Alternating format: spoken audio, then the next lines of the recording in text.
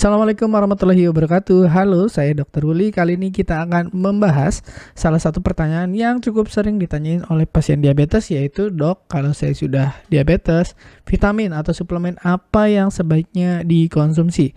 Terutama kalau sudah ada komplikasi, misalnya kesemutan atau baal atau kebas gitu ya. Nah, ini adalah rekomendasi yang sudah saya kumpulkan untuk tahun 2024 ya, yang direkomendasikan yang terbaru apa aja nih yang mungkin Anda sudah konsumsi atau belum konsumsi. Jadi sebaiknya Anda cari untuk dikonsumsi, terutama kalau sudah mengalami komplikasi. Pengen tahu apa aja vitaminnya atau suplemennya? Yuk kita simak bareng-bareng. Nah, yang pertama mungkin Anda pernah dengar namanya benfotiamin. Nah, benfotiamin ini adalah vitamin B1. Nah, kalau vitamin B1 itu biasanya namanya tiamin, kalau ada benfonya ini adalah vitamin B1 yang larut lemak. Nah, vitamin B1 itu bisa mencegah komplikasi diabetes. Contohnya tadi tiamin tadi ya. Komplikasinya macam-macam, bisa komplikasi neuropati yang kesemutan tadi ya, terus baal, kebas dan lain-lain. Juga komplikasi ginjal, kemudian mata, pembuluh darah, jantung. Dia mencegah, B1 ini mencegah kerusakan sel, terutama kerusakan karena peradangan atau inflamasi atau oksidasi gitu ya. Nah, sayangnya kalau kita pakai vitamin B1 yang biasa aja atau tiamin, dia tidak larut lemak. Jadi sel kita itu dindingnya banyak terbuat dari lemak, terutama sel saraf itu dominannya lemak.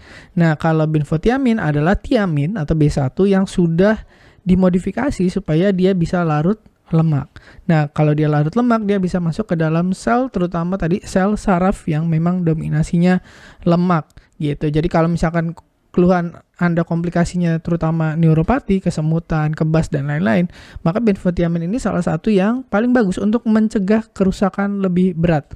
Ya, jadi menghalangi jalur yang menyebabkan kerusakan sel gitu. Nah, benfotiamin, diingat-ingat namanya benfotiamin. Kemudian, rekomendasi berikutnya adalah asam alfa lipoat. Nah, pernah dengar? Nah, asam alfa lipoat ini adalah antioksidan. Nah, antioksidan yang sangat kuat bisa mengurangi stres oksidatif. Nah, kebanyakan yang terjadi kerusakan, entah itu di pembuluh darah, di otak, di ginjal, ya, di saraf terutama juga, itu terjadi namanya reaksi peradangan, reaksi oksidasi. Karena apa? Karena gula yang terlalu tinggi itu menyebabkan banyak reaksi oksidasi. Ya, radikal bebasnya banyak, makin rusak ya, makin kalau tidak dikasih antioksidan itu kerusakannya makin berat. Dan efek lainnya dari asam alfa lipoat ini adalah meningkatkan fungsi saraf. Jadi kalau Anda komplikasinya neuropati, kesemutan, kebas dan lain-lain ya, sampai nyeri sekalipun, dengan asam alfa lipoat ini sudah terbukti bisa mengurangi rasa sakit.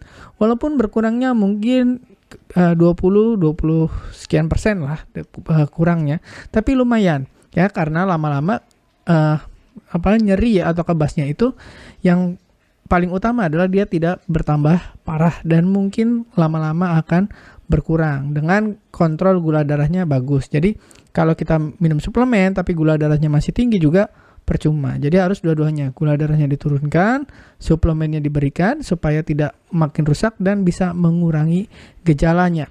Dan katanya asam alfa lipoat ini kalau di Indonesia ada bentuk minumnya, kalau di Eropa bentuknya suntik. Nah, alfa lipoat ini bagus tadi kalau kombinasi dengan benfotiamin kalau Anda komplikasinya adalah tadi neuropati ya, karena si benfotiamin mencegah kerusakan, asam alfa lipoatnya mengurangi rasa sakitnya. Nah, berikutnya adalah temannya tiamin ya, vitamin B juga.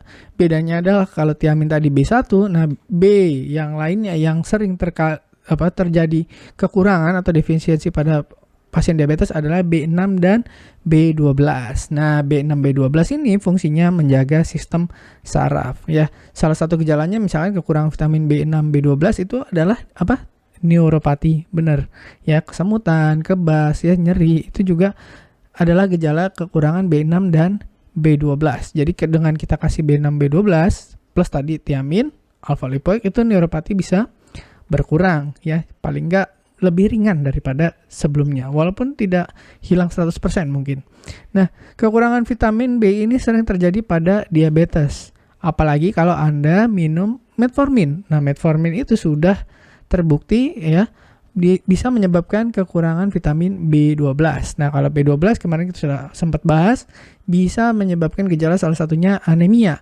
Makanya kalau Anda lemes, letih, ya lesu, ya karena minum metformin dalam jangka panjang, bisa jadi karena anemia, kekurangan vitamin B12 ya. Orang taunya anemia hanya kekurangan zat besi. Enggak ya, ternyata B12 juga bisa menyebabkan anemia. Ya, kurang B12, namanya anemia megaloblastik. Jadi sel darah merahnya jadi besar-besar gitu ya.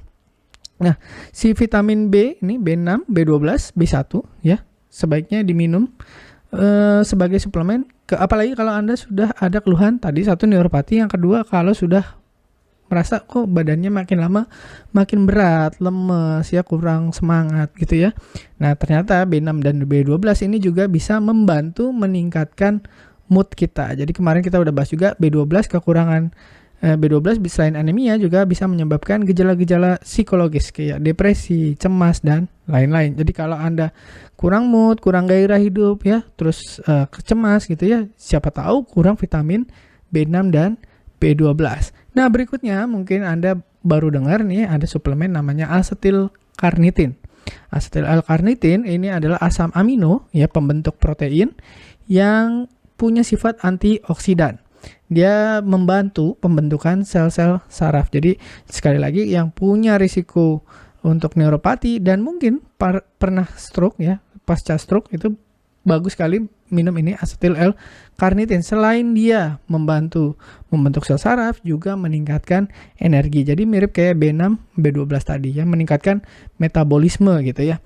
Dan bagusnya lagi asetil L-karnitin sekalian juga meringankan nyeri saraf. Jadi kalau nyerinya sangat banget ya, neuropatinya nyeri banget gitu, boleh juga ditambah lagi L-karnitin karena dia termasuk suplemen yang aman ya, daripada misalkan kita pakai obat-obatan saraf gitu misalkan.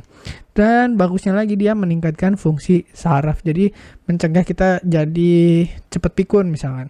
Ini juga bagusnya. Berikutnya adalah vitamin apa yang kayaknya nggak mungkin kurang ya kalau di Indonesia, tapi ternyata banyak orang Indonesia yang kekurangan vitamin ini. Apa? Vitamin D.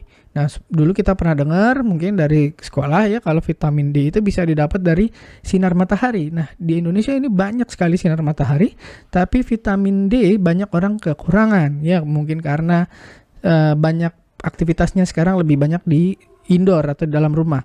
Nah, vitamin D ini penting banget untuk regenerasi saraf dan mielinisasi. Jadi kalau Anda pernah stroke, Anda neuropati, ya ini bagus sekali untuk pemulihan ya.